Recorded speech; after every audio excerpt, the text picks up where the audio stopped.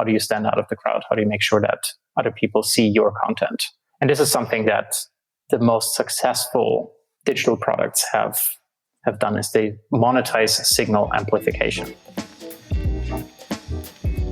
Welcome to Structural Shifts by Aperture, a bi-weekly show that radically reimagines the future of work, society, and business. We take a devil's advocate approach to exploring the massive shifts transforming our economies and our world, and our guests are not afraid to challenge the status quo. To learn more about Aperture, visit aperture.co. Today, your host, Ben Robinson, is virtually sitting down with Julian Lehr, an ex-Googler, startup founder, and current startup partnerships lead at Stripe. Julian and Ben get into all sorts of interesting behavioral psychology when it comes to buying, and how digital companies can introduce physical elements to take advantage of signaling. And Julian is going to break down exactly what this is and how it works in today's episode. You will also learn Julian's tactics for staying productive and why he thinks email is underrated, why advertising budgets are shifting from celebrities to micro-influencers, why the Berlin startup scene hasn't quite lived up to the hype, and more. Enjoy the show. Thanks so much for coming on the podcast. I wanted to kick off by talking about Europe and the European startup scene. So your job at Stripe gives you quite a lot of exposure to up-and-coming European startups. And I just wondered how excited, how bullish you are about the European startup scene. I'd say I'm generally an optimist. So I think things are moving into the right direction. Are we close to Silicon Valley yet? Probably not. Will we ever be Silicon Valley? Is Paris or London or Berlin? Is there going to be a new or next Silicon Valley? I don't know. I guess I'm less bullish on that. But on the other hand, I don't think there has to be a Silicon Valley in Europe. So that would be my answer, I guess. And what about Berlin, the city in which you live? What's the startup scene like there?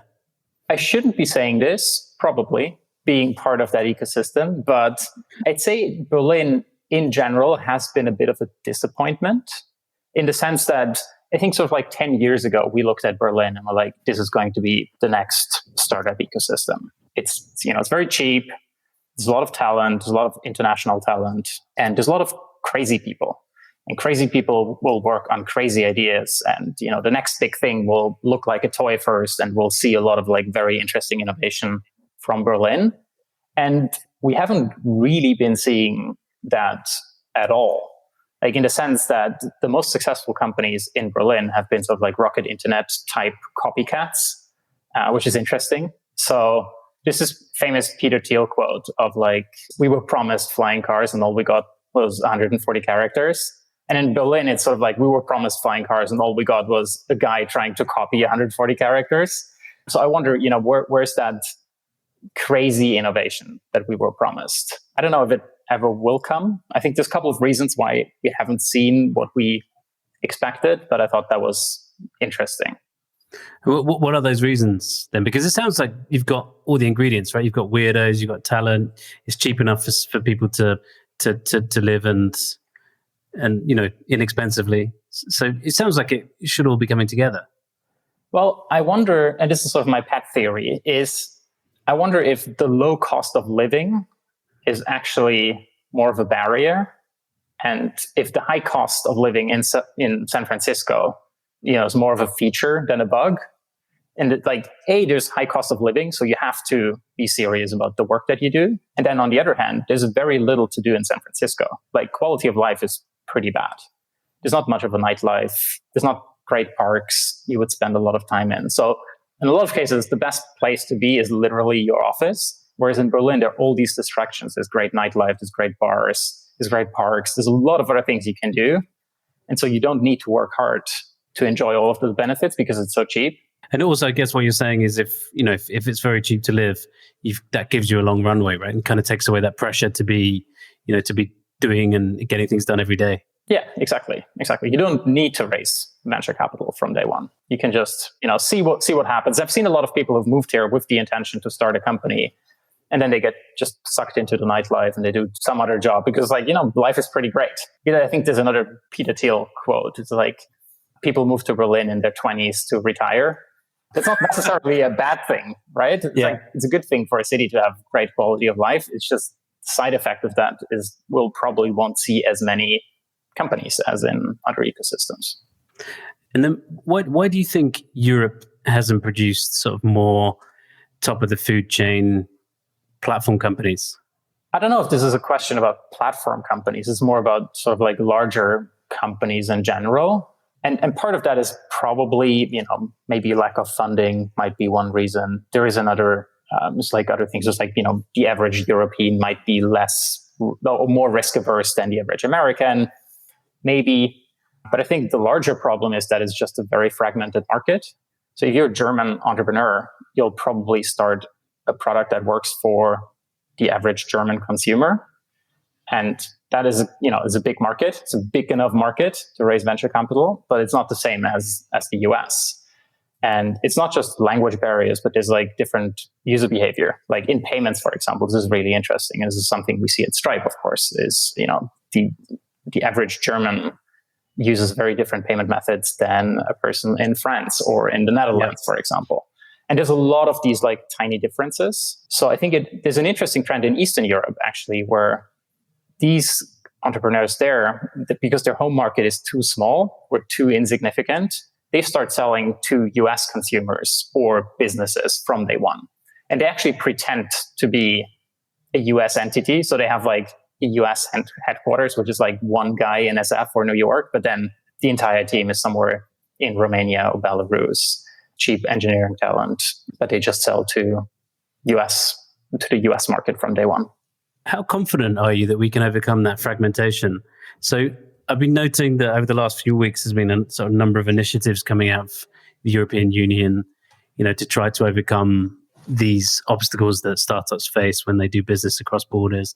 Do you think this is something that we can fix? We can make it more kind of a homogeneous market? Well, I think you can fix parts of it. And I do think that on average, people's English skills probably improve. And so you can just release an English product and that's going to work for most markets. And I think those things will get better over time, but I think that it just takes time. I'm optimistic in the long term, probably not so much in the short term. Carry on talking about platforms. So your last two blogs, which I've really enjoyed, have both been about Shopify, or at least the e-commerce, right? When you've analyzed Shopify, you sort of correctly identified that it's a platform. It's not an aggregator, but in a way, you sort of suggest that might leave it open to an aggregator, right? To somebody who might sit on top of it and kind of suck away its margins, or gradually kind of move downstream and and gobble up some of its market share. And then you've also talked about Shop, the app it just launched. So how do you see Shop? Do you see Shop as an attempt by Spotify to try to aggregate demand and therefore protect its business, or go upstream to protect its business and its margins? Yeah, Shop is interesting. So I think people have misinterpreted what Shop is. So Shop has been interpreted as sort of like a demand aggregation play. It's sort of like a discovery platform, and you log in and you see different product recommendations across different Shopify stores. I don't think it is. So the way I see it is you can only really discover shops that you've bought from previously. So it seems to me that the idea is more to connect with businesses that you've purchased from before to increase lifetime value, which is one way to, work against high user acquisition costs from aggregators in the channel, which are, Instagram, Pinterest, etc. So this is how I see Shop. That being said, over time, I could see it becoming more of a discovery platform, perhaps. I think that is interesting. It's definitely something that I would assume Shopify is interested in experimenting with. The question is, how successful will that be? So I think Ben Thompson had a few good articles on this. It was like they should focus on the supply side. There's very few cases where the supply side aggregator has then successfully become a demand side aggregator. It's just not what they're good at. It's more of a distraction. I don't know. I don't disagree with him, but I think it will be interesting to see Shopify trying things in that space, because I do think that there's room for innovation in the product discovery space. I suppose the argument is, if they just remain a platform, then they can sort of build massive economies of scale, right? But as you yourself note in your article, it's those that aggregate demand always have a stronger position than those that aggregate supply, right? And I suppose the argument is, if you're a platform, you kind of don't exist to the end consumer, right? You just, nobody should theoretically know who Shopify are, but nonetheless, it's if its job is to serve those businesses as best as possible, then that might mean over time that they have to become a demand aggregator, right? Otherwise, there's no way out of paying that aggregated tax to acquire new customers. Well, it depends. So I don't think you have to become a demand aggregator to be successful as a platform that aggregates supply. If you're able to diversify, the demand side. So if demand was spread across hundreds or thousands of different channels, then it doesn't matter. Yes, there will always be a tax that people have to pay, but that's just normal. I don't think there's a way around that. There's always going to be some user acquisition cost. You have to pay your distributors in a sense. It becomes dangerous when there's one or two very powerful aggregators like Instagram, and they capture all of the value. I think that is a potential risk. Not so much for Shopify itself, but for its individual shops and suppliers. In the second part, it was a two-part blog, and the first part blog was really talking about these dynamics, right? Of how does Shopify coexist with Facebook, with Instagram, and then the second part you were talking about Shopify in the context of mimetic theory. What is mimetic theory, and how does that play out with influencers and helping curate better recommendations for us as consumers? So mimetic theory is this theory from this French philosopher called René Girard.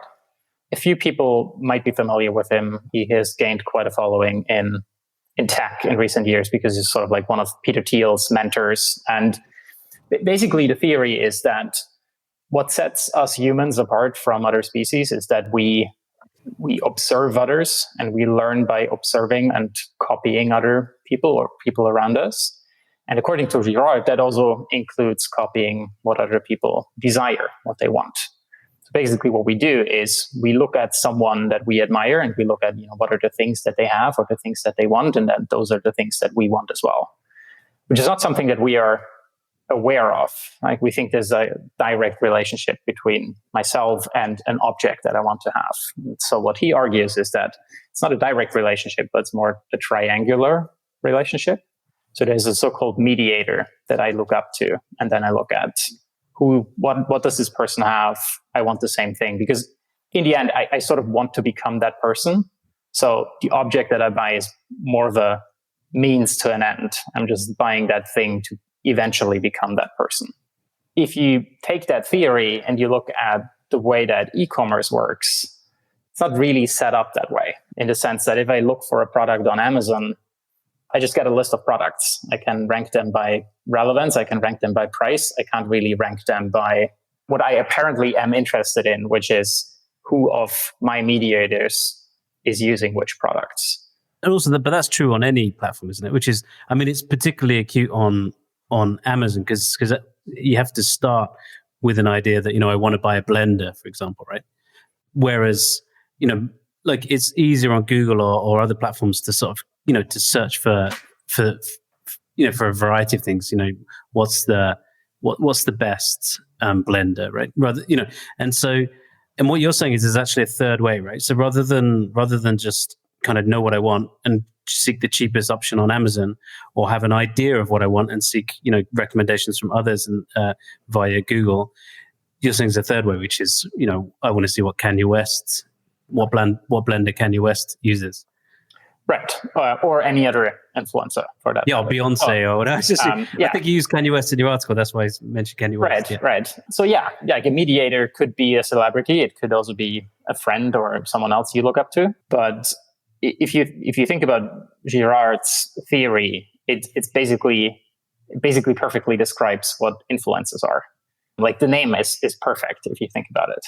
So basically, a lot of the way I see a lot of shopping or e-commerce decisions are made by browsing an Instagram feed and sort of going through a feed of mediators and look at what they are interested in. And that's what I want to buy as well, which is exactly why Instagram works so well as a user acquisition channel for Shopify products, especially because the products that are typically sold on Shopify are things that are visually appealing. They're products that you didn't necessarily knew you wanted in the first place.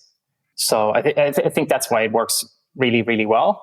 I think there's a bunch of other products that aren't necessarily discovered on Instagram, but they're discovered Twitter, for example, blogs, newsletters, etc., podcasts that you would then go to Amazon and sort of like try to find later. But I still feel that there's potentially room for an aggregator that specifically just does product recommendations based on people that you follow. Yeah, and the way you'd see it is they would have lists, right, of the products they're using or the products they recommend. Yeah, exactly. So I think if Shop app eventually does become a product recommendation engine, I think that's what they should try to build. So like collections or lists of things that I might be interested in based on people I follow on various social networks. Because again, it not only sort of differentiates them from Amazon on the one hand, which is really about the cheapest and knowing sort of ex ante what you want, and Instagram, which is, I don't want to say cluttered, but it has many, people sharing many things on it, with something which is dedicated to a curated list of recommendations from influencers. Exactly. And I think there's a few products who've tried to build something similar. None of them have really been successful. So, maybe there isn't room for a product like that. Maybe that's not something that people want to use, but I do wonder if there is room for a product in that space. And how do you square that with like authenticity? Because the sort of, the big buzzword, right, is authenticity, which is, people are sort of, they're becoming skeptical when they think that an influencer is paid to promote a product. So how would this sit? If I was an influencer and I had a list of products I'd recommended, how would you as the consumer be able to, infer whether or not that they were genuine recommendations or paid for recommendations? I think that explains some of the trends that we see in online advertising, where a lot of advertising budgets have shifted from sort of like very big influencers or celebrities almost to more of like micro or nano influencers that only have a couple thousand or a couple hundred followers, because that is perceived as being more authentic. But that could also work in a product recommendation engine. It doesn't have to necessarily be someone like Kanye West that I follow. It could be literally the guy next door that I think is interesting. What about voice? So you also wrote a blog about emerging platform opportunities. Why do you think we haven't seen more breakout applications with voice? I think the mistake that we have made is we've looked at voice as a new kind of interface that replaces a normal screen or other type of interface. And I just don't think that makes a lot of sense, in the sense that talking to an assistant just takes a lot more time and is less convenient than doing things on a screen. There's no room for discovery. I have no idea which voice commands I could use. We might get there at some point if these voice assistants get better, with time. A bit bearish about voice as a primary interface. What I do think is interesting is voice as a secondary interface.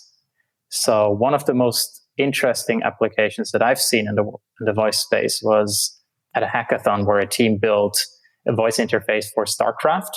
So the idea is that you're so busy with your hands on your keyboard and your mouse that you would use an additional interface to command your troops with a couple of voice commands. And I wonder if there's room to, replicate that for other applications. What if I could sort of edit my Word document as I'm writing it with voice commands? I think there could be something interesting in that space. So I think voice is interesting. It's just not a primary interface.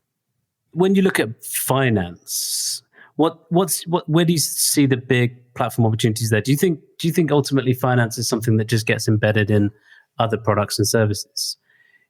I.e., do you think that we will always have a kind of interface directly into finance, or do you think that, for an SME, it's easier to sort of, take a loan out through their accounting system, or if I wanted to pay you, it's easier for me to do it through WhatsApp?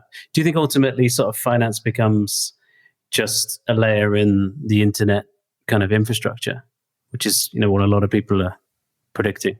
Well, I think there's a few interesting apps that do have sort of like a social component. Like if you think about Venmo or PayPal to a certain degree, they're basically messaging, but based on money, and to a certain degree. There are a few interesting investment apps in the US that have like a social component to it. So you have like a feed and you see what your friends have invested in. So I think there's a few interesting ideas in the space. I think the question remains to, if that's something, is that a mainstream application or not? I don't know. I want to talk to you about content now. So you also wrote an essay talking about the proliferation of newsletters and podcasts. It's quite difficult to get access to the end consumer when you go via an intermediary like Facebook, because it's so crowded. And then ultimately, the idea that I guess it was a bit more popular last year, which is that, we're kind of retreating a bit from some of these mainstream platforms because there's so much noise and, so much trolling and et cetera. Right? So why do you think we have seen such a proliferation? Do you just think it's a function of all of the above, or do you have a different theory? Well, I think those are two different things. So the sort of like dark forest theory of people moving into private chat groups is there's a different problem there than people wanting to reach an audience and not being able to because the platform is so crowded. So I think those are two different things.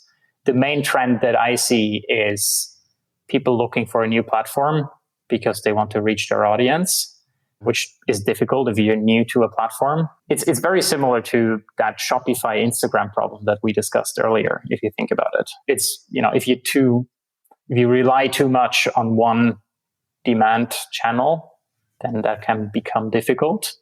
And so I think newsletters aren't necessarily better than blogs. It's just that they have distribution built in. And as long as people don't have too many newsletter subscriptions, then that's great for content producers. At some point, your inbox will become crowded with too many newsletters. And then, content providers will look for the next best thing, which might be Telegram. It might be some other platform we aren't even aware of. It might be audio. But I think that's just like sort of like an ongoing thing where people just constantly look for an additional trade route, so to say. Do you think that, or do you think in this case, actually because people will pay for newsletters, they kind of have more sustainability this time, right? And because I guess what happened in the past was, people weren't prepared to pay for content. So it was really difficult for people to stick at these things for a long time, right?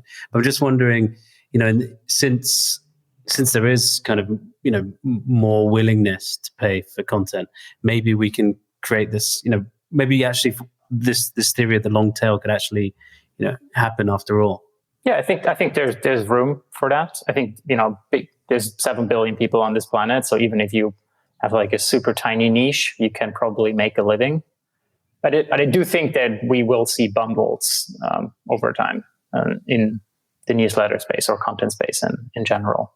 Because there are, some power laws, and there can only be so many Ben Thompsons who actually made, a decent living of newsletters. I think that still remains to be seen. How many people will actually be able to monetize or make enough money to make that a sustainable source of income.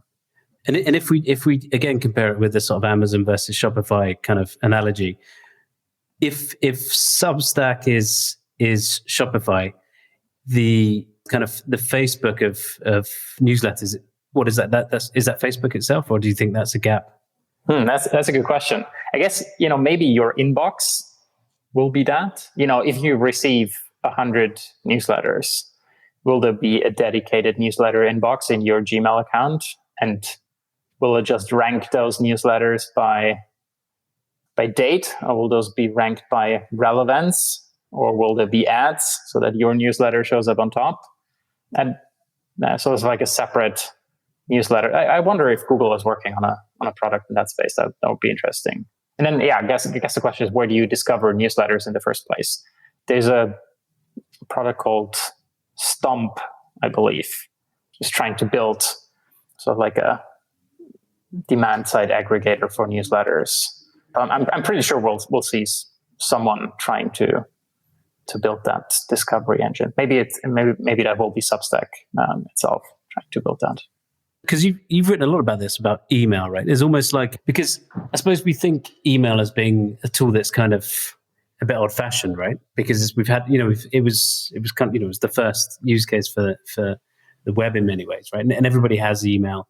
And in some ways we're dissatisfied with email, right? Because you have this constant struggle to keep up with emails. But you seem to think that emails could almost be like this meta tool that sits above all these, these other productivity tools, which is, in the work that we do is a problem, right? Because as you said, right, we're using Trello, we're using Slack, we're using all these different tools, Teams, Zoom, and it's like, how do you keep track of everything? And one of your ideas is that we don't have to reinvent a new tool. In fact, email might very well be the right tool to do that, or to perform that sort of meta function of aggregating all these, all the tasks and information and conversations from all these other different applications. So how would that play out in your mind? So I think of email and calendar and to-dos as sort of the same thing. Sort of like different sides of the same three-dimensional coin, sort of. Yeah. And people have built great to-do apps. They've built great calendar apps. They've built great email apps, but nobody has really integrated the two.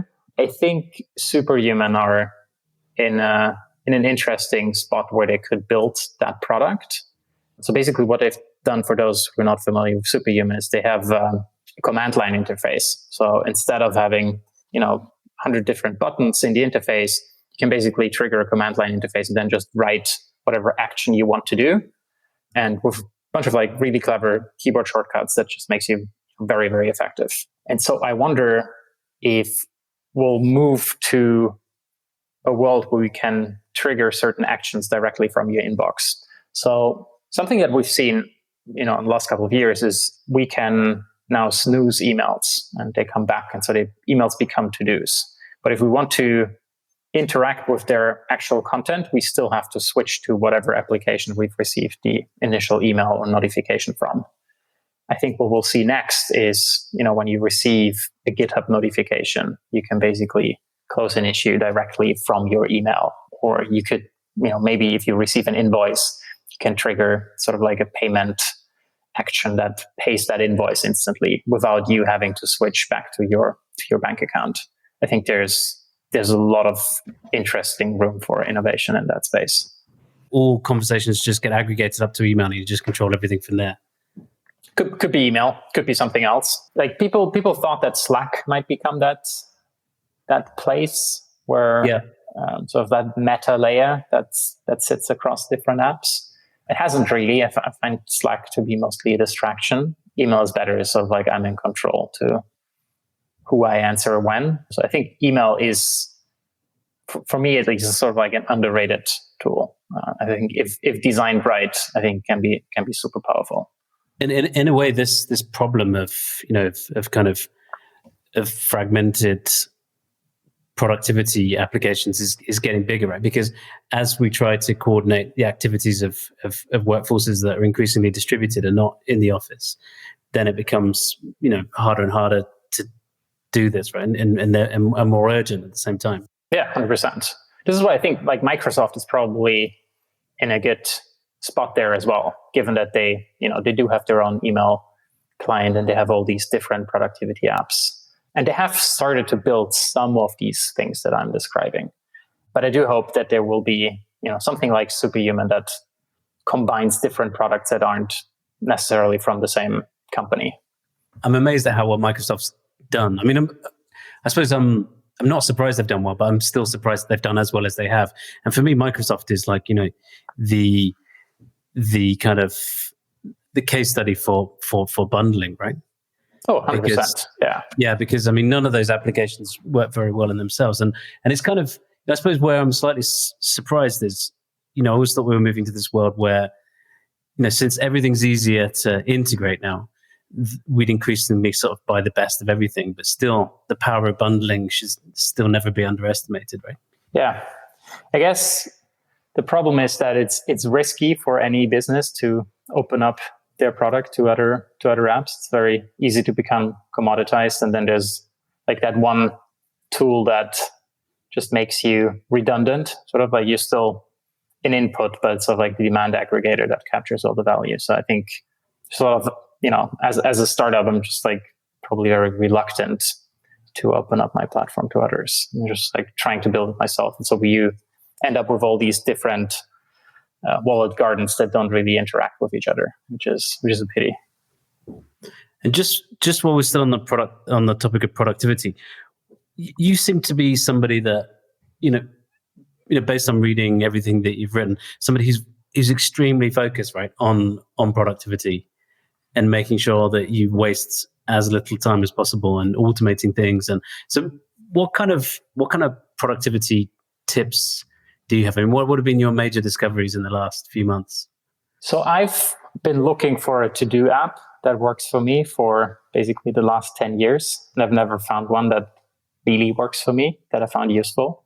And so I've actually made my email inbox my to-do list. So for to-dos, I just send an email to myself, and then I snooze it for, the day that I think I want to get that task done. And that works pretty well for me. I mean, I already spent quite a lot of time in my email inbox, so that's just a good place for me to keep my to-dos as well. And then I do work a lot in Google Calendar as well. So yes, I have my meetings in Google Calendar, but then I would also add specific to-dos to my calendar. So at the beginning of each week, I would sort of go through my to-dos and my email inbox and then block out time in my calendar so that basically the whole day is blocked with different events. So I know exactly when I need to get what task done. And do you have notifications set up to come into your email? I don't. I've turned almost all notifications off. So Slack direct messages still turn up, but I would then sometimes just close Slack for an hour or two when I want to get deep work done. The other thing that works really well for me is just using actual, pen and paper for like my writing, for example, I do on actual physical paper, just no distractions. So you write it in pen and paper and then copy it across? Mostly. Okay. Otherwise, it's me writing 2 sentences and then ooh, let's see what's new on Twitter. And then I waste 30 minutes on Twitter. Yeah. So. Okay. And that's how because a lot of people, I mean, there's this constant challenge of synchronous and asynchronous, right? And the problem with email is it's synchronous. So basically what you're saying is you don't just switch off all the apps because you don't trust yourself. You actually take a pen and paper, write what you're going to write, the blog, the essay, and then you type it up afterwards. Yeah. It just makes me a lot more productive. Okay. And then music, again, is something you found that's made yourself, that's conducive to productivity, right? Yeah, so I haven't actively looked for music that makes me more productive. It's more that I noticed when I looked at sort of like music data and I log everything that I listen to with Last.fm, I saw this trend that there are certain genres of music that have just increased over the years, like classical music, ambient music. And so it seems like that's a good it's a good proxy for my productivity. I can sort of look at which weeks or months I spend most of my time listening to music and then compare that with my notes of like how productive did I feel on a given day. And usually that correlates pretty well, which is interesting. So you every month, right, you share data on, what you've been reading, what you've been listening to, but you also sometimes go further, right? So I can't remember what you called it, but during the quarantine, you released data on all sorts of different things, right? Your sleeping patterns, your commuting, what you've been eating. And I suppose one question is, how do you even track that data? And then the second question is, why is it you choose to be just so open about sharing all this information? It's almost like a sort of mini Truman Show, right? Where you just sort of lay yourself open for public consumption. So how do you do it and why do you do it? So I use a pretty big Airtable spreadsheet for most of the things that I track. So I have about 50 to 60 things that I track on a daily basis, in terms of like mental well-being, physical well-being, media consumption, how fit I am, all sorts of things I'm just interested in. And people assume that that's a lot of work. It actually isn't. So when I started with this initially, which is like more than 7 or 8 years ago, I carried around a physical notebook with me, and I would just take notes as things happened. And then at some point, you just get into the habit of, being more present and sort of like realizing what you do. So at the end of the day, I know exactly how many cups of coffee I drank or how many beers I had on an evening, just because I sort of like subconsciously counted those. And then each morning, first thing I do is just open the spreadsheet, put in all the data from the previous day, which takes me, 3 to 5 minutes tops. That's it. And yeah, I've decided to share some of that data. I found that people find that type of data interesting. There's only certain things that I share publicly. So there's a lot of things that I track. There's like personal data that I wouldn't share publicly on the internet. How many books I read or how many podcasts I listen to, I'm very much willing to share that with other people. It doesn't seem like giving up on a lot of privacy. So. Why do you track all that stuff yourself? Is it again in pursuit of sort of, productivity and well-being? No, not really. So it started as more of an experiment to just find out how much you do in a year. So when I started with this, I was just curious, how many cups of coffee do you drink in a year? How many people do you talk to? How many buildings do you enter? How much time do you spend in the shower, etc.? So I had this pretty big project where I tried to quantify pretty much every single aspect of my life, and I did that for an entire year. And then as I was doing it, I sort of figured out that A, the data is interesting. There's like all these interesting patterns that you can see. But B, it's almost like keeping a diary, I would say. And it makes you a lot more present. So of the last 7 years since I've been doing this, it feels like I remember a lot of day-to-day activities than I did previously.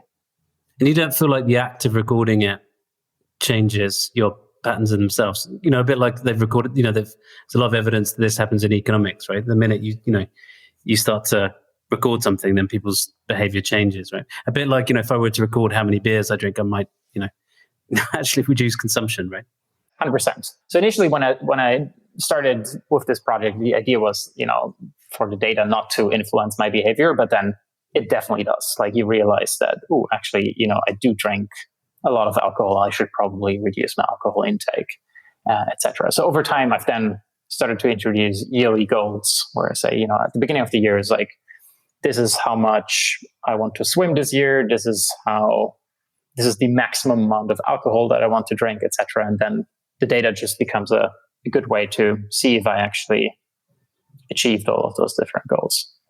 So this might seem like a kind of random shift of gears, but since we have been in quarantine, I can't remember what the exact figure was, but I think Zoom went from sort of 10 million daily users to 300 million daily users or whatever.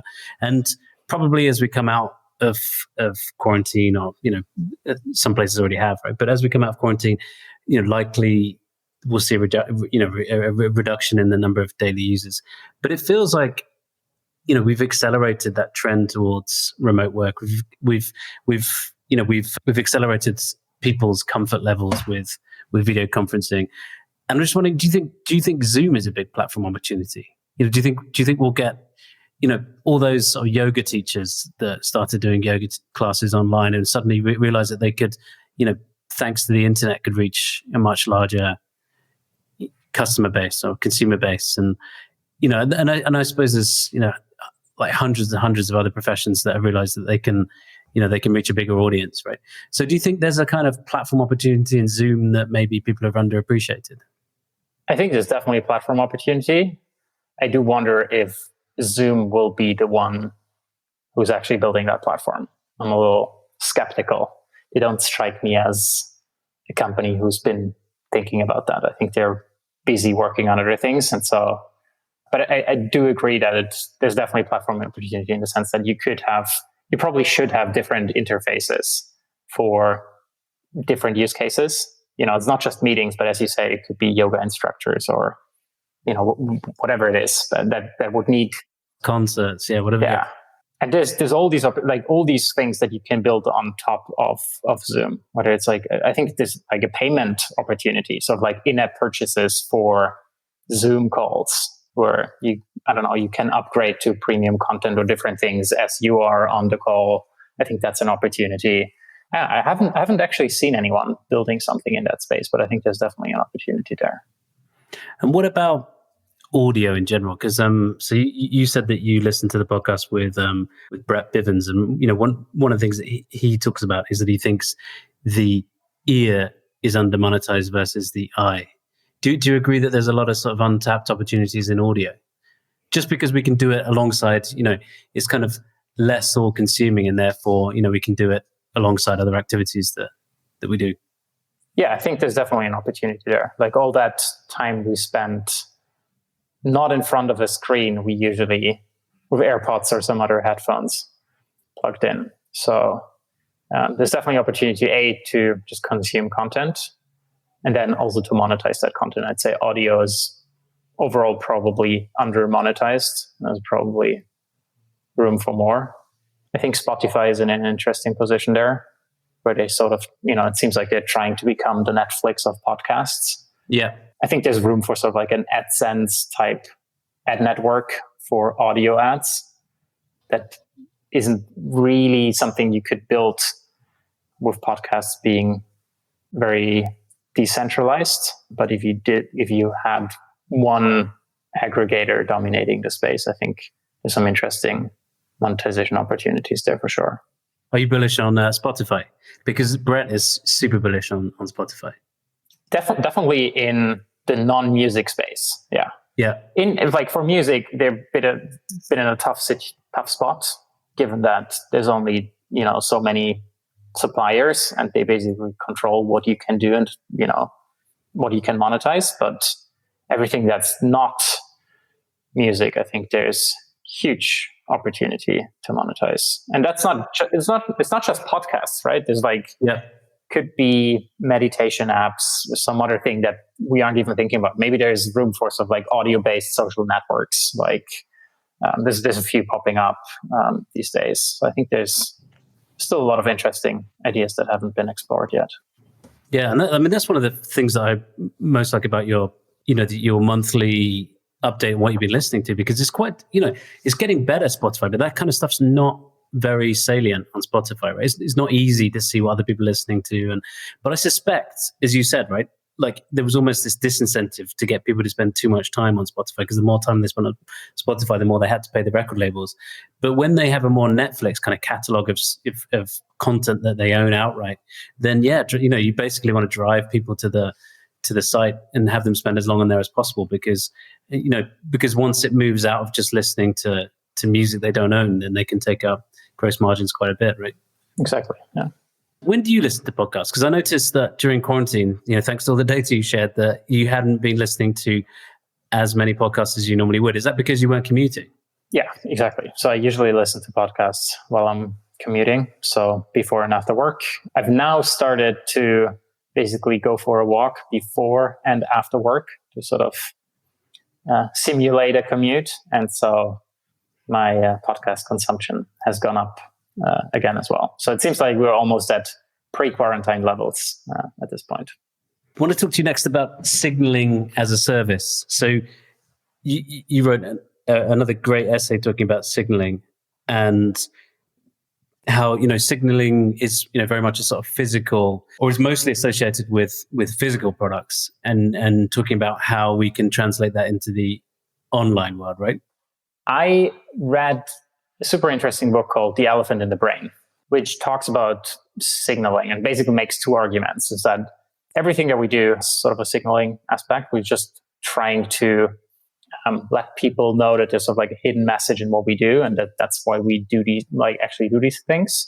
And then the other argument is that we're not actually aware of doing that.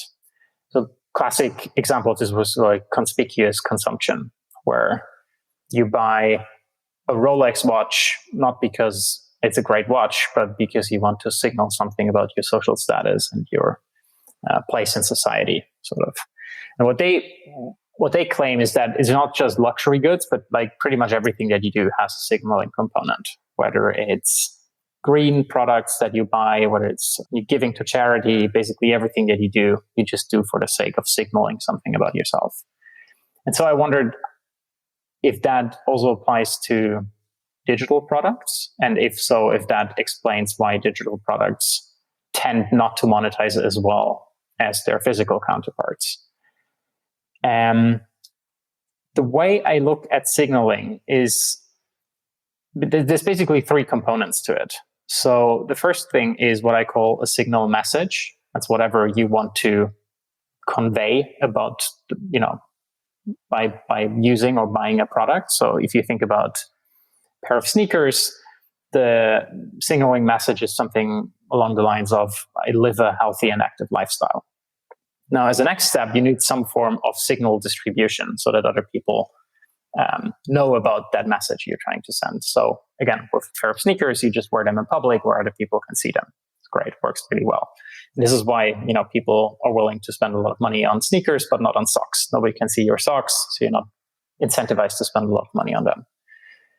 And then the third thing is, if everyone is wearing cool sneakers, how do you make sure that your sneakers stand out? So you need some sort of amplification to make sure that you stand out of the crowd. In terms of, in the example of sneakers, it might be it might be a very unique design. It might be flashy colors, whatever.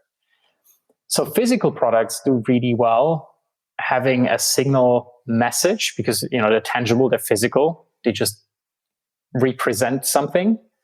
There's certain limits to your signal distribution in the sense that there's only so many people who can see you wearing a pair of sneakers, for example, just because it's physical. There's a certain limit to that. And then signal amplification is also something that seems difficult in a physical world. Now for digital products, it's sort of the other way around, where because they're intangible, you don't really have a signal message, or at least it's difficult to distribute that message to other people. So if you think about a fitness app, which is also about having, living a healthy and active lifestyle, it just lives on your phone. Nobody can see the apps on your home screen. So therefore, the willingness to pay is just a lot lower. You wouldn't spend $150 on a fitness app, probably. What digital products have done, though, is what you just mentioned, is basically signal distribution at scale. So what Instagram and Facebook and Twitter do is basically they allow you to share things about yourself. Like what you can just take a picture of your sneakers, and now, 1 million people could potentially see that you own these sneakers. So that works really well. The problem is they can't really monetize that signal distribution. So the more people you reach, the more powerful the signal gets. So if you were to monetize that signal distribution, then you wouldn't reach as many people because you're only willing to spend that much money on it. Now, there's a third thing, which is signal amplification, which means that what they monetize is standing out of the crowd, which goes back to the discussion we had earlier around, if you have so many content producers, how do you stand out of the crowd? How do you make sure that other people see your content? And this is something that the most successful digital products have done, is they monetize signal amplification. So it's a network that's free to use, but if you want to make sure that you stand out, that's when you have to pay. So for an example, Tinder is generally free to use. Anyone can join. If you want to stand out with super likes and other in-app purchases, that's when you have to pay. And that works really, really well for them. I would also argue that Fortnite is a similar example. So again, it's not really a game. It's more of a social network. It's free to use, free to play. It's not something that's common in gaming typically. It's free to win. That's also not common. The only thing that you have to pay for is signal amplification. So if you want to have like special skins that stand out, or they have like these emote dances that make your character special, that's when you have to pay for. Did you ever read that article? It was called Shared Value Transactions. I have not. No, and it's funny because this is what I thought of when I read your article, which is like, I looked at this from a different vantage point, right? Which is, actually the, free to play is all, and then when you charge, for add-ons, is all about kind of, maximize the number of users because, you have network effects and so on. And then getting basically your most active users to sort of subsidize the platform for everybody else. And you didn't need, that many really active users. But actually, I think this is, your take is more interesting. It's almost one that I suspect a lot of people kind of, overlook when designing applications, right? Which is, it's almost like if you had a whole bunch of things that you thought of when you were strategizing, the signaling effect of your product and the importance of that in its marketing and distribution is critical, right? And that's one of the reasons I was so fascinated by that essay, because I suspect that this is something that most people underappreciate. Yeah, I agree, and it's not a difficult problem to solve. I think what's interesting is combining a digital product with a physical product. So I think that's something that neobanks such as N26 or Revolut have done really, really well, where if you subscribe to premium plan, you get a really nice looking metal card, and that's what people pay for. The premium benefits aren't that great. You get a few more free ATM withdrawals, but they don't really justify a 15, 17 euro a month price tag. What people pay for is to be seen with a nice card.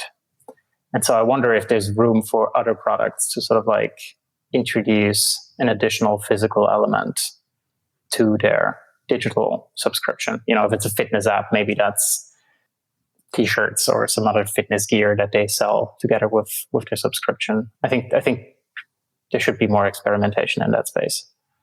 Well, one of the podcasts we most recently recorded was on the whole craft movement, right? And we sort of, which is a really big thing, right? This whole sort of move. We had a couple of companies on, one that does craft beer, and we were talking about this movement as being sort of a function of growing affluence, of the internet giving more information, and therefore enabling people to make better choices, desire to have more sustainable products and so on. But I suppose there's a different take, right? Which is craft is just really about signaling. It's about signaling that I can afford better, maybe, or I'm more worried about the provenance of what I eat and drink and wear. I think that's part of it. And then this is something I've been thinking about a lot. Is sort of like, how do you marry the signaling theory with mimetic theory? Because they also seem to be sort of the same thing. Like you use mimetic theory to learn what you then signal later. And sort of like becoming a mediator that other people follow is sort of a signaling play. I think that's super interesting. I wonder if that also explains part of it. You sort of look at other people, coming up with their own brand for whatever it is. And so I want to do this as well. And so there's sort of like a network effect, like a mimetic network effect, where because my friend has started a craft beer brand, I want to have my own brand perhaps. And this explains why we see all of these like micro brands in general, not just for craft beer, but all sorts of things. And I'm convinced that that's how you scale these craft products, right? Which is the end of the mass consumer, right? So we don't sort of mass produce, mass advertise, and mass sell, relatively standardized goods. Instead, we sort of cater increasingly to smaller demographics and so on. But actually those demographics can be quite similar, across many different locations. And how do you reach those demographics at scale without paying a load of money to Facebook and Google? And I think it comes back to your same point, which is you find the influences. So I think I really do agree that this signaling and mimetic theory all kind of, they sort of coalesce. Yeah, I actually think that the products in a lot of cases remain the same. They just have a different packaging and a different brand. So it's the same product, but you buy it for a different reason because, everyone is a little different. And so you see a lot of these influences becoming brands. And so I think there's going to be an interesting trend where you sort of like modularize e-commerce, where you don't buy from a specific shop, but you buy directly from an influencer. And the product that, it's the same product that you would buy from another influencer, but it's branded in a slightly different way. So we buy the same things, but we buy them for different reasons. Yeah. It just looks slightly different, even though they're just kind of the same thing. Which again comes back to your point that if everybody becomes an influencer, even if we only have very small followings, then we just have this massive proliferation of influencers, which means we need an aggregator for influencers. Right, exactly, yeah. Julian, thank you so much for coming on the podcast. Thanks for having me. It was fun. Thank you for listening to Structural Shifts by Aperture. To learn more about us, visit aperture.co. We are strategy for the networked age. Until next time.